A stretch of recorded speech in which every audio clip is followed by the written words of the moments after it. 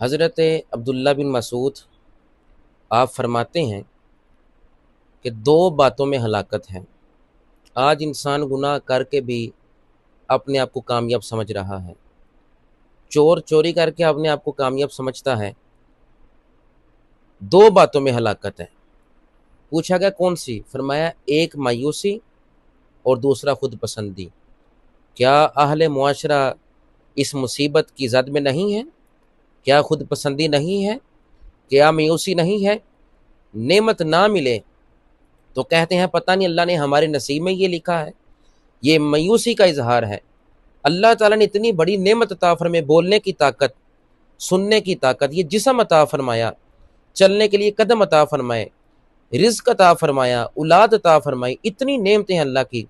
پھر انسان چھوٹی سی اگر اس پر کوئی آزمائش آ جائے تو وہ کہتا ہے کہ اللہ نے میرے نصیب میں یہ لکھا ہے، تو وہ مایوس ہو جاتا ہے اور مایوسی کا اظہار کرتا ہے۔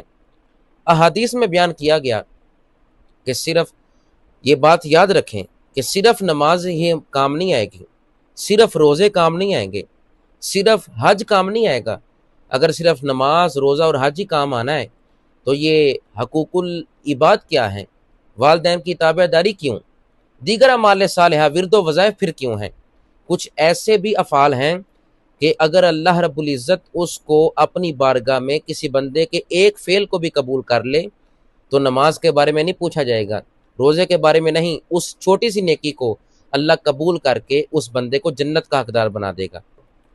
احادیث میں بیان ہوا ہے کہ ایک تاجر اللہ کی بارگاہ میں حاضر ہوگا قیامت کے دن، اس کے نامہ اعمال میں کوئی نیکی نہیں ہوگی، گناہ ہی گناہ ہوں گے، مگر ایک خاص عمل ہوگا جو اللہ کی بارگاہ میں پیش کیا جائے گا، مخصوص عمل تھا اس کا۔ فرشتے اللہ کی بارگاہ میں عرض کریں گے باری تعالیٰ اس کے پاس تو نیکیاں نہیں ہیں، مگر ایک اللہ کے سامنے اس کا عمل پیش کیا جائے گا جس کے صدقے سے اللہ رب العزت اس تاجر کی بخشش فرما دے گا۔ اعمال صالحہ کا نور نہیں تھا، نیکیاں نہیں تھی اس کے پلے میں، کوئی نمازیں نہیں پڑھی تھی، روزے نہیں رکھے تھے۔ آج کے نوجوان کو بھی سمجھنا چاہیے، آج کے بندے کو بھی، حضور کے غلام کو سمجھنا چاہیے کہ ہمیں کون سا فعل کرنا چاہیے جس سے خدا راضی ہو جائے۔ چھوٹی سی چھوٹی چھوٹا سمجھ کے چھوڑنا نہیں چاہیے۔ اگر صدقہ کر سکتے ہو تو صدقہ کر دو، پتہ نہیں اللہ کو وہی نیکی پسند آ جائے۔ تو اس کے کچھ اعمال تھے جو اللہ کے سامنے پیش کیے جائیں گے، نیکیاں نہیں تھیں اس کے پلے میں۔ وہ کیا تھی؟ وہ کیا اعمال تھے؟ وہ کیا نیکی تھی کہ جس کے صدقے سے اللہ نے اس پر کرم کیا؟ پہلی سب سے نشانی اس کی تھی، اس کی نیکی تھی، اس کی خصلت تھی، اس کی عادت تھی کہ وہ دوسروں کے لیے آسانی فراہم کرتا تھا، لوگوں کو مشکلات میں نہیں ڈالتا تھا۔ چاہے عبادات کا اس کے اندر جذبہ نہیں تھا، مگر یہ بھی تو عبادت ہے، کسی کو نیکی فراہم کرنا، کسی کے لیے آسانیاں فراہم کرنا۔ دوسری عادت اس تاجر کی، لوگوں کو وہ قرض دیتا تھا۔ آج ہمارے معاشرے میں کیا ہے؟ جس پر نیکی کی جائے وہ احسان جتایا جاتا ہے۔ تیسری خصلت، جس کے پاس نیکیاں نہیں تھی، تاجر کی تیسری خصلت نشانی کیا تھی؟ وہ کمزور لوگوں کو قرض معاف بھی کر دیتا تھا، یہ اس کی خصلت تھی، عادت تھی۔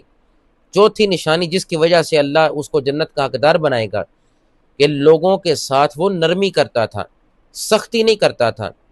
جب فرشتے یہ اس کی یہ نشانی کہ وہ لوگوں کو قرض دیتا تھا، معاف بھی کرتا تھا، لوگوں کے ساتھ نرمی کرتا تھا، لوگوں کے لیے آسانیاں فراہم کرتا تھا، جب مخلوق خدا کے ساتھ پیار کیا جائے نا تو صلہ یہ ملتا ہے، رب فرمائے گا قیامت کے روز اے فرشتو آج قیامت کا دن ہے، میں نے اس کی اس نیکی کو سامنے رکھ کر، قرض دینے والی نیکی کو سامنے رکھ کر، کمزوروں کو معاف کرنے کے صدقے سے، لوگوں کے لیے آسانیاں فراہم کرنے کے صدقے سے اور لوگوں کے ساتھ نرمی کرنے کے صدقے سے میں نے اس تاجر کی بخشش کر دی اور اس کو جنت کا حقدار بنا دیا۔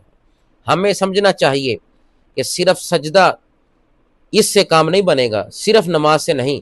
سجدہ کر رہے تو والدین ناراض ہیں پھر بھی عبادت قبول نہیں، سجدہ کر رہے رشتہ دار ناراض ہیں پھر بھی عبادت قبول نہیں۔ نماز وہ کہ جس پر اللہ بھی راضی اور اللہ کی مخلوق بھی راضی۔ اگر والدین راضی ہیں تب نماز قبول ہے، رشتہ دار راضی ہیں تب نماز قبول ہے۔ آج ہمارے معاشرے میں دیدہ دلیری سے ہمسایوں کو ناراض کیا جاتا ہے، رشتہ داروں کو ناراض کیا جاتا ہے، والدین کو ناراض کر کے مسجد جا کر نماز پڑھی جاتی ہے۔ خدا را غور کرو، توجہ کرو اس بات کی طرف کہ لوگوں کے لیے آسانیاں فراہم کرو، لوگوں کے ساتھ نرمی سے کلام کرو، یہ چھوٹی سی نیکی کے صدقے سے بھی اللہ بندے کی بخشش فرما دے گا۔